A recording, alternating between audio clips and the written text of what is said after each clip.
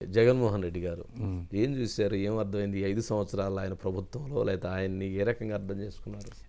అదొక different DNA. అసలు అది ఎట్లాంటి డిఎన్ఏ కూడా అర్థం చేసుకోవడం కూడా కొద్దిగా కష్టం. ఎందుకంటే దొరకలేదా ఏంటి? దొరకలేదు వాస్తవం. 151 సీట్లు ఇస్తే ప్రజావేదిక కష్టపడి కట్టిందాన్ని ఎవడన్నా కూలుస్తాడండి? అసలు స్టార్టింగ్ నెంబర్ 1 సింపుల్ 33,000 ఎకరాలు ఫ్రీగా ఇచ్చారు. ఫ్రీగా అసలు ఆయన ఏం చేయక్కర్లా. అది జస్ట్ అట్లా కంటిన్యూ చేసుకుంటా సింపుల్ కొన్ని పథకాలు పెట్టుకొని చేసుకుంటే ఆయన పరిస్థితి చాలా బాగుండేది. ఆ క్యాపిటల్ అంతా చూసి ఆ టిట్కో ఇళ్ళు 80-85% కంప్లీట్ అయినాయి.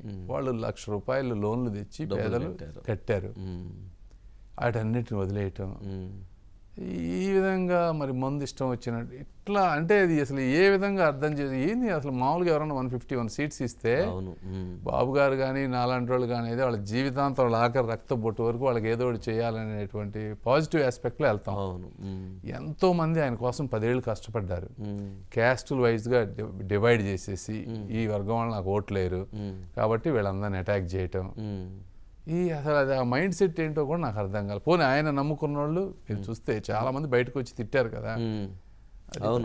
సో ఇవన్నీ మరి ఎందుకు చేస్తున్నాడు ఇతనంటే అది అర్థం కాని ప్రశ్న. అర్థం కాలేదా? నాకు అర్థం అసలు ఆ క్యారెక్టరే అర్థం కావట్లేదు. అంటే అప్పుడు పల్స్ పట్టుకుంటే మీకు ఏమన్నా అర్థమైందా? అంటే జనరల్గా 151 వచ్చిన తర్వాత 2-3 ఇష్యూస్లోనే ఆయన తీసుకున్న ప్రధాన నిర్ణయాలు దెబ్బేసేసినాయి అనుకోవాలి. అమరావతి కావచ్చు, చంద్రబాబు నాయుడు అరెస్ట్ కావచ్చు, ఇట్లాంటి ఏతున్నాయి పెద్ద ఆయన వ్యక్తిత్వాన్నే అర్థం కానటువంటి ప్రశ్నలు వచ్చినాయి అనుకోవాలి.